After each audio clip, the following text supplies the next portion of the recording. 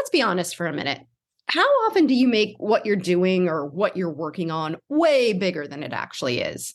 This was true for me throughout most of my corporate career. Even the most routine activities felt so high stakes. This week, I discussed this with my guest, Neha Lagoo Ratnakar, author of the book Back on Your Feet. She shares personal stories of how making things bigger than they actually are led to her own unnecessary stress and anxiety.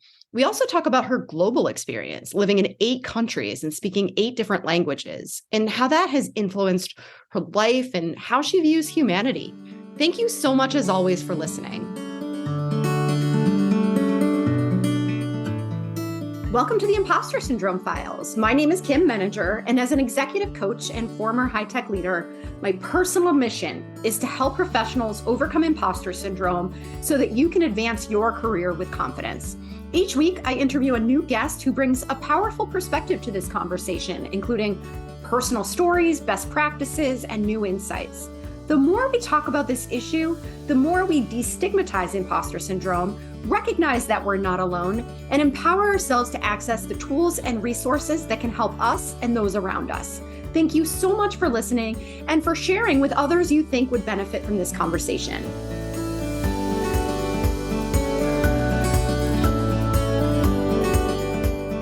Welcome, Neha. It is such a pleasure to meet you this morning, and I'm excited to have this conversation with you. I would love to start by inviting you to introduce yourself.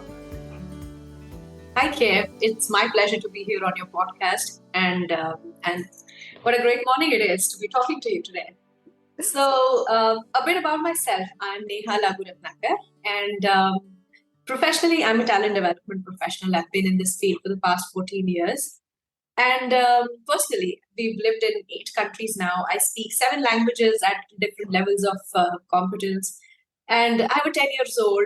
I've been able to reinvent myself, start new careers, new vocations, new hobbies everywhere I've been to, and make friends everywhere. So that's a little bit about me. And I think my life ties in very well with the theme of your podcast. Because in each new place that I've been to, I have felt like an imposter for at least the first few months, where I didn't know what I was doing, how I could make friends, if I even belong there. So I can't wait to have this conversation with you today. Thank you so much. And I'm so interested in talking with you from a personal perspective. While I have not lived in 8 countries, and so I can only imagine the culture shock in moving around internationally in that Right.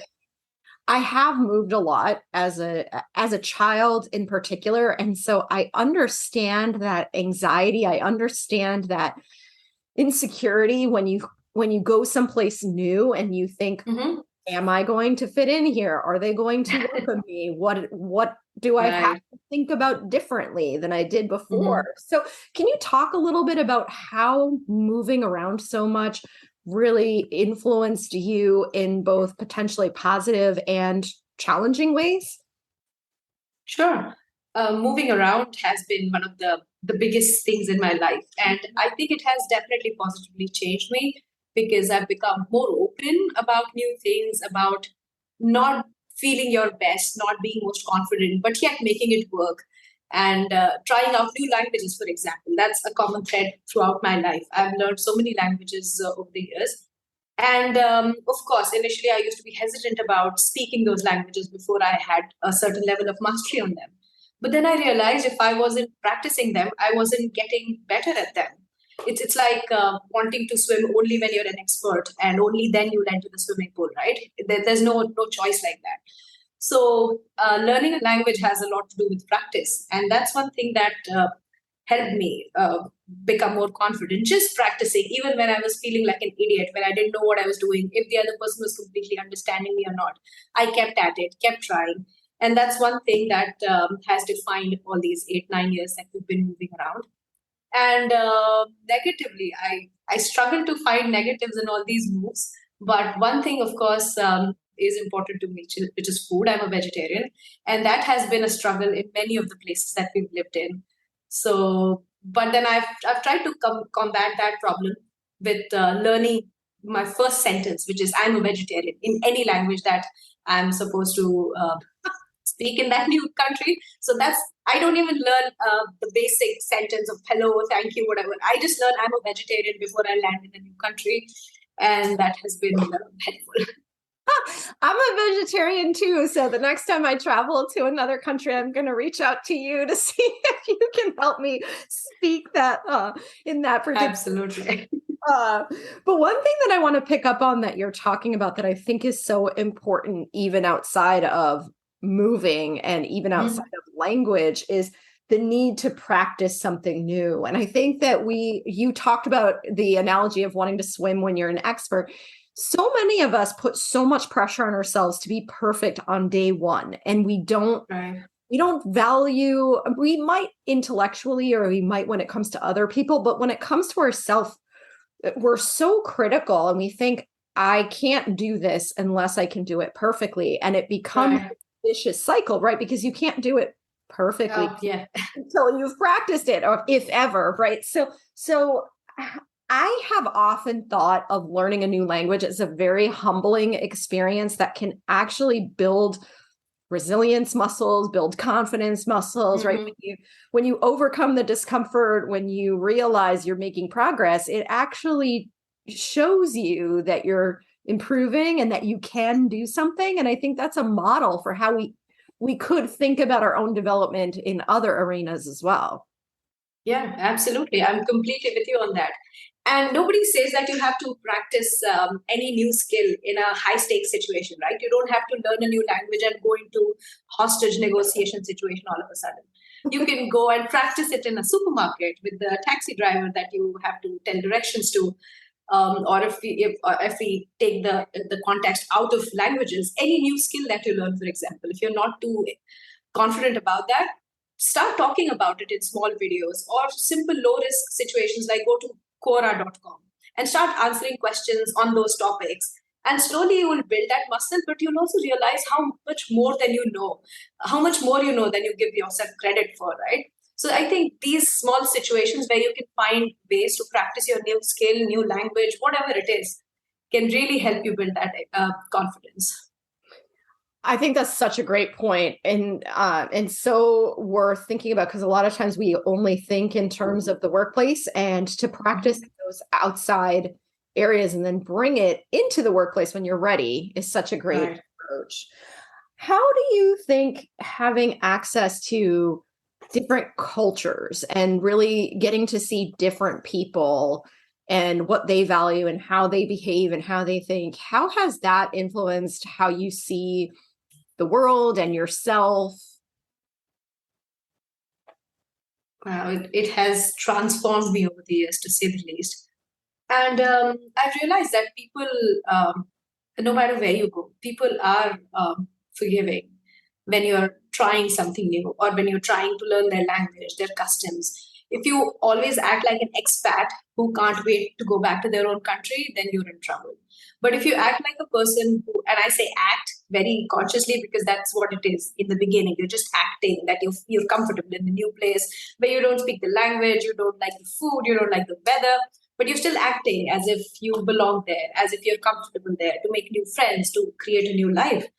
And when you're doing that, it's important that you try new things out. You show your vulnerability to locals. You, even if you start saying thank you, please, or I only speak a little bit of your language, it really helps warm people up and they open up faster to you. They help you faster. They'll try in their broken language to speak English or whatever language you feel comfortable in. I experienced this firsthand in Brazil when we were really new there. It was the first time we had gone out of India. And I didn't speak any language, but again, my vegetarianism came into play there. I was looking for a place where I could find some vegetarian food, which didn't only have steak as lunch option. And I was looking for the nearest subway and I couldn't find my way around. There was a time before smartphones. So I just had a Google map memory when I stepped out of my hotel room. And I went to a small shop where the shopkeeper was sitting alone. There were no customers there, but I asked him for directions for Subway. However, I did. I showed him a sandwich and I said, Subway, Subway. And he started explaining to me in Brazilian Portuguese. Of course, I couldn't understand anything. But he realized that I needed help, and I kept saying sorry because that's the one word I knew in Brazilian Portuguese. So I kept saying sorry that I couldn't explain anything. So he left his shop. He walked with me 2 blocks to show me the Subway sandwich place so I could have my lunch. And I can't believe he did that because he was the only person manning the shop. And he just left it to help a complete stranger and a foreigner who needed a sandwich. Nothing important, nothing that was going to, was a do or die situation. But he helped me out. And that's just one of the millions of examples I have where people have helped me by going out of their way just because I was trying to speak a little bit of their language or was vulnerable in that situation. That must really reinforce, I don't want to put words in your mouth, but that must really reinforce your faith in humanity, because I think we so often hear the bad stuff, right? We hear so much of it, whether it's intentional or unintentional these days, an us versus them, right? And I think what you're talking about is when you show vulnerability and you show respect for other people, they will respond with kindness and with patience. And I think that that's one of the benefits of getting outside of your own little bubble, right? Is to be able to see that other people are more similar to us than we think they are, and to kind of break down some of the barriers, break down some of the myths that we might have about people who aren't like us. Absolutely. And the world is going around because there's more good than bad in the world, right? So I really do believe in the power of good, and that there are more good people in the world than bad. And talking about vulnerability, it is also very strongly connected to imposter syndrome. One thing that I've used to my advantage in the past is, this was a lunch situation, but also in personal life. If I'm feeling like an imposter, if I'm feeling nervous, if I'm not 100% sure about the solution that I'm putting forth in front of my client or my business stakeholder, I find it really relaxes me in that situation. If I just confess, if I just say, hey, I'm a little nervous about this conversation, especially if it's a money related conversation, I'm always on the back foot. So it helps me ease my nerves. If I say, hey, I'm a little nervous about this, but I'm prepared to have a good discussion. Let's take this forward. So showing this vulnerability also helps you in these situations where you're feeling like an imposter, where you think you're not totally ready, or you're not, you're faking that confidence that other can see. I really like that a lot too, because I'm a big proponent of naming the thing that makes you feel uncomfortable, because if you don't name it, if you don't say it out loud, its power grows and grows, and it becomes a distraction because you're thinking about it at the same time that you're doing something else. And so you can't give your full attention, or you can't focus your brain on the thing you're actually trying to do. You're part of you is thinking about, oh no, what if they find out X? So I really love that idea of being vulnerable enough to name what it is that you're uncomfortable with. And then it also triggers empathy more often than not in the other person too, because then once they know that, they're reading your behavior in context and they want to support you. Right. So even if they don't like the idea, they'll still not be, they won't attack you, or they won't attack it proverbially. They won't be strongly against it. They'll show their discontent with the idea or concerns in a more positive way. Yeah. I'm in general just a big believer in being human, not pretending that we're perfect, not pretending that we have all the answers, but just being really honest and being humble with each other. And there are going to be people who are jerks everywhere. There are going to be people who aren't as receptive to that style. But when we can be ourselves, it takes the pressure off. We don't have to pretend. Absolutely. So you've been working in talent development. How does what we are talking about here map to talent development? How are you a better talent development leader because of your own experience? Wow. Thank you for asking me that question, first of all, because it reminds me of a very important lesson that I learned early on in my career. I was newly minted trainee manager for a retail chain in India. And I knew nothing about retail. Okay, I just got that opportunity because of my management training experience before that. And here I was in the training center on the second week of my job, and I was expected to train 30 people on something related to retail. I don't even remember, something operations related, but I was completely unprepared. I had a presentation behind me, and I didn't know what I was talking about. I think I just read through the slides, and I've never had a worse training in my entire career till now. I gave that presentation and I felt like a complete imposter. I was such a fraud on that day. And it wasn't a perceived imposter syndrome. I was a fraud that day because I knew nothing about the field. I didn't know what I was reading from the slides. And if somebody had asked me a question that day, I would have completely bombed. So after that horrible training, I went back to my boss and I said, "Hey, I can't work like this. I know nothing about the field, about what I'm teaching.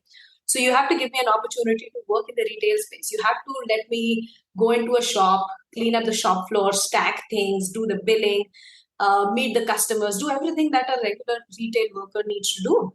And only then will I feel like I know anything to be able to train these 2,000 odd people that you have in the chain." And I don't know how I got the courage to ask that question to my boss, but he actually agreed. He said, "Hey, I'm not paying you two salaries, but if you're fine with one salary, continue doing your current job, but work every day for 4 hours in a retail setup."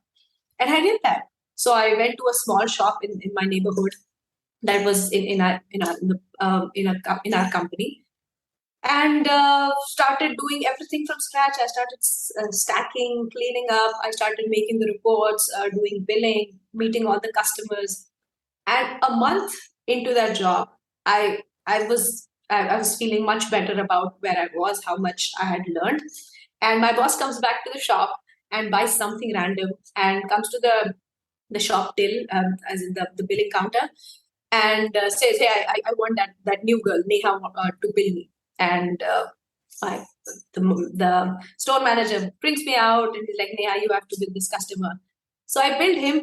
By then, I had good hang of the till machine, and I quickly made the bill. And my boss was super happy. He was like, "Neha, looks like you know enough. Now come back to your regular job. We need you there."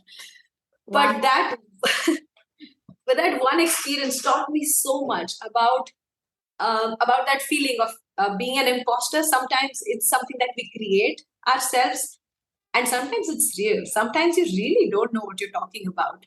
So it's also important to introspect, to actually objectively see if that imposter syndrome that you're feeling, the feeling of being a fraud that you're feeling, is it real? Is it stemming from your need to know more, that you are really incompetent on what you're expected to do? Or is it subjective? Is it something that you have created like a monster which doesn't exist? That is such a great point. And I love that story. I love that you did that you had the courage to do it, and that you were willing to put in that extra time. I think about this a lot. Sometimes people will ask me, how do I know if it's imposter syndrome or I really don't know enough to do my job? And I think you're hitting on that in the story that you just told. It's really being honest with ourselves and not coming from a very panicked kind of emotional place, but more of a reasoned, thoughtful place of what could I learn that would help me to feel more confident in my job? What could I do? What are some steps that I could take to perhaps learn something new or put myself in the shoes of the people that I'm supporting? What kinds of steps can I take to strengthen my skills and capabilities in this role? And that's exactly what you just described. Mm-hmm. And that's more, I would say it's more efficient too than, a lot of times we tell ourselves the story of, I just need like a whole new career path, or I need a whole new degree, or, something that's really overblown, when in actuality, it doesn't sound like that. In the whole scheme of things, that took up a lot of your time. Right. No, it didn't. It didn't. If you're really dedicated to something, if you really want to learn, you can learn it really quickly, right? You don't have to do a whole PhD or even a postgraduate degree in something to be able to learn something. Exactly. And so you wrote a book. Can you tell us about that?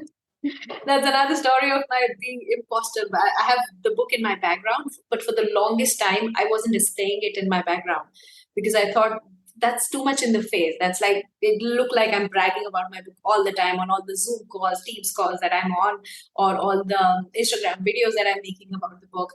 And it was so stupid because I had actually written the book. The book is like my baby. And why would I shy away from showing off something that I've created from scratch?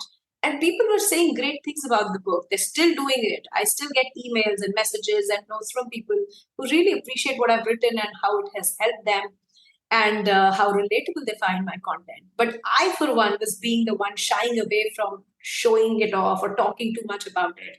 In fact, that is also how I got my social media coach. So, of course, I've known for years and years that being vocal about your thoughts or having an online image or a brand is very important for your career. But I would just stop myself from putting an idea out there in form of a post or a video because I thought, who's going to listen to it? Or am I making sense here? Or how do I look? Or silly things that, oh, I'm making a grammatical mistake here. I wouldn't put my ideas out there. And this book really forced me to get a social media manager because how else was I going to promote my book? And she's not a manager anymore. I call her my coach because she doesn't know she's my coach, by the way. She's a young lady who thinks, oh, she's just showing me the ropes on social media because this 40-year-old cannot make decent posts. So I ask her questions whenever I have some, but she is my coach in real sense because she was the one who inculcated that discipline of creating a social media calendar, of listening to ongoing discussions and giving my views about them, and then not censoring myself. When I have an idea, I discuss it with her, and that helps me, of course, clear my thoughts. But also, when she gives me a thumbs up, I know the idea is good to go, and I just put it out there without thinking twice. So she is my coach, and she doesn't know it. But that has really, really helped me get over that imposter syndrome of showing my real thoughts or putting my ideas out there. Well, it's so interesting as you're talking because I think that so many can relate to what you're saying, maybe not as writers of a book, but in general, not wanting to look like they're bragging or, not wanting to come across too forcefully. But in theory, you wrote that book to help others, right? And if you don't share it, other people aren't going to know it's there and they can't read it and get the benefit. Absolutely, absolutely. So tell us more about it. What is the book about? Mm-hmm. So the book is called Back on Your Feet, and it's a career restart book for primarily for women who've taken a break in their careers for whatever reason, for childbirth or for taking care of a family member or any other health reasons or anything else. But it's essentially a career restart book where women can find clarity of thought and actionable steps that they can take to restart their career, no matter where they are in life, no matter how long their career break was, no matter what their past career or interests or profession was. And I've stayed away from it being a preachy book about Neha and my thoughts about things. So I've sprinkled the book with a lot of stories from women from very different fields, right from Air Force officers to makeup artists to cooks to triathletes. All these people who've struggled in life have faced a lot of challenges, but have come out on the other side after getting over their low confidence or their lack of experience sometimes, or the huge gap in their career or inexperience even, and how they've been able to make it work in their life. So these stories, and of course the book, which is very actionable, that's what Back on Your Feet is all about. I love that. I mean, so many of us have a break in our career paths for whatever reason, like you said, whether it's caring for somebody else, just perhaps challenges with the economy. And, there are certain points in history where people lost their jobs and it took a lot longer to find something else. And so it's so helpful to have a guidebook to navigate. Right. Because so often when we're in that situation, we feel like we're the only ones. And so it's great to be able to reference a book that has lots of stories of people that it reminds you, okay, this is doable, right? That's really great. It sure is doable. And so, is there anything else that you see when you think about your job today and developing talent that you see gets in the way of people progressing or reaching their full potential? So, while researching for the book, the one thing that came into light for me was the fact that people stop themselves from putting themselves out there in terms of applying for jobs. For example, they don't even apply for jobs unless they are completely qualified for it. If they don't check all the boxes, they don't apply for the job. And I've done this in the past. I have applied for jobs where I was only 50%, 60% qualified, and I have gotten through a few rounds, and I've also been selected for a few of them. One time I remember, after I was just back from my maternity break, I'd taken 4 or 5 years off to take care of my child, and a big company, they had a senior position open in talent development, and I wasn't thinking much. I was applying to every company that looked decent, and I applied to them. I went through the first round of interview, the recruiter interview. That went well. Second round of interview, my hiring manager interview, that went well. The third level of interview, where they wanted me to meet their senior leaders. And right before the interview, I think a few hours before the interview, I opened the resume that I had submitted in this company, and I saw that there was a grammatical mistake, okay? A stupid, glaring grammatical mistake in the very first line of the resume. And I panicked. I immediately called my best friend. I was like, you know what I did? They're not going to hire me. There's a huge resume mistake and they're going to find out. And my best friend was like, so? And I was like, they'll know that my grammar sucks, that English is not a strong language for me. And she was like, are you applying there as an English teacher? And I said, no, I'm not. And she's like, then what are you worried about? And the stage of resume review is long past. You're on the third level of your bloody interview. And they must have seen something great in you, that they want you to meet the senior leaders. They must have some confidence in you to put you in front of the senior leaders. So have that confidence in yourself. Just own it. Own what you've written in the resume, because it's all true. And show them what you're capable of. So that has stayed with me over the years. Looking at these little mistakes where you realize, oh, you're an imposter. They can't have you as a talent manager or talent development director because you can't speak perfect English in front of a few thousand people, shouldn't stop you from sharing your thoughts, shouldn't stop you from creating wonderful talent development programs for companies that really need it. That's such a great story too. I think we all need friends like yours. Because we are so hard on ourselves. And then when you really get somebody who gives you that perspective, it's so helpful to remind yourself, oh yeah, actually, right? I do have more to offer than I think I do. And to stick with it. Because like you said, I mean, maybe they won't hire you, but they certainly won't hire you if you don't apply. And that's true. I think that tendency that we have to play small comes from a place of self-preservation. We don't want to expose our vulnerabilities. We don't want to humiliate ourselves or to fail. But what we end up doing is sacrificing our opportunities to challenge ourselves, to grow. And so one of the things I think about a lot lately is we're so aware of what the costs of taking a risk are, but we don't think about the costs of not taking the risk. And I think we owe it to ourselves, if we're going to make that decision to not move forward with something, is to name very specifically what we're losing potentially by not taking that risk. So true. And so beautifully put, Kim. Thank you for saying that.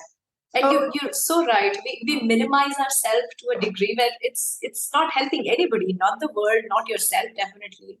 You're just censoring all your talent, all the amazing things that you can do, and hiding it from the world. And sometimes we think that what's at stake is so big. We just unnecessarily make it much bigger than it actually is. I have another story for you if you don't mind. Oh, good. So I love doing mehendi. Probably you would have seen it in my video right now. I love making mehendi or henna, the Indian henna designs. And I learned it just a little bit from a local teacher, just to be able to do my own henna every once in a while when I felt like it. And when we moved to Brazil, I didn't know anybody there. So I was super bored, and I stepped out of the hotel and got an opportunity to make mehendi at Hard Rock Cafe there. And I was surprised when I got that opportunity, of course. But then when the day came to actually go there and start making mehendi for their clients, I was like, I'm not a mehendi artist. That's not what my profession is. Even the person sitting in the local market in my hometown in India, he makes like 1,000,000 times better mehendi design for about $2 a design. So who was I to charge like 100 pesos for a design in a happening place like Hard Rock Cafe and in Mexico City, no less? And who was I to make mehendi in a new country, to represent mehendi artists all around the world, or even to represent India? You see how big I had actually made it?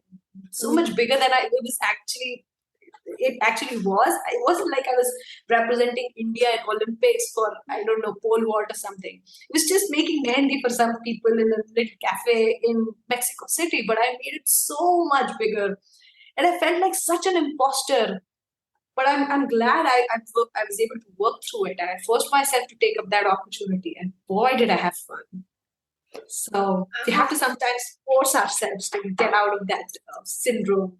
Yes, I love that you did that, and you still did it anyway, right? That you found yourself making it so much bigger than it was, but you still took the risk and did it. And I think that's so true that we do that. We say things like, "Who am I to do this?" Right? We blow it out of proportion, and to just be able to take it back to a simpler place, right, can definitely make it easier to move forward. But at the end of the day, so much of what we're talking about is just the anxiety is going to be there, but just do it anyway. And once you do it, you realize it's not as scary as you think it is.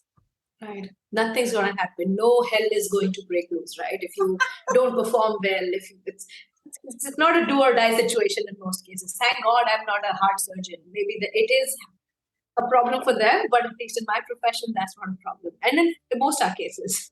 That's exactly right. That's a good way to keep it in perspective, right? So at least I'm not a heart surgeon, right? Right. The stress they must experience. Oh my goodness. So where can we find you and your book if anybody's interested in learning more? Sure. So I'm quite active on LinkedIn, Instagram, and Facebook. And you can find me by my name, Neha Lagoo Ratnakar, or just Neha Lagoo in some places. And my book, Back on Your Feet, is available on Amazon.com all over the world, and on Barnes & Nobles and Amazon Books and Google Books. So I'm right there. It's available in both ebook version and paperback. Thank you so much, Neha. It's been such a pleasure talking with you today, and I'm hoping that people will go out and buy your book too, because I have no doubt there's a lot more where this came from. So thank you so much. Absolutely. The pleasure was mine, Kim. Thank you for having me on the show. Thanks so much for listening to the Impostor Syndrome Files. If you would like to continue this conversation in a safe and trusted space, I would love for you to join my virtual discussion group every Thursday at 12 p.m. Eastern. For the past several years, the group has been limited to women, but it is now open, regardless of gender, to anyone who is interested in exploring and troubleshooting common workplace challenges, building better awareness of ourselves and others, and becoming more inclusive allies at work. Check out the show notes for more info on how to find us, and please join us next week for another episode of the Impostor Syndrome Files.